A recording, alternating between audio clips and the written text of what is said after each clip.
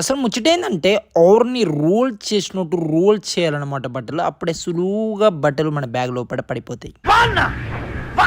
Luggage అయితే pack అయితే వేసేసుకున్నా. తర్వాత మా అమ్మ వేసిన గులాబ్ జామ్ అయితే తినేసిన. ఎలా ఉన్నా బాగుందని చెప్పాలి, లేకపోతే చీపిరి తిరిగేసి చెప్పు తెగే రాగా కొడుతుంది. Intelligent fellow. అరే రే, మీకు ఇంకెక్కడికి వెళ్తున్నాను చెప్పలేగా. ఫైనల్లీ హైదరాబాద్కి అయితే వెళ్తున్నా. హైదరాబాద్కి వెళ్ళడానికి ఫైనల్లీ అని ఎందుకన్నాను నేనైతే బస్సులో కూర్చున్నాకైతే మాట్లాడుకుందాం. ఎక్స్ప్రెస్ ఎక్కడానికి వెళ్తే సీట్లు ఎవరో లబ్బే దుబ్బే అన్నారు.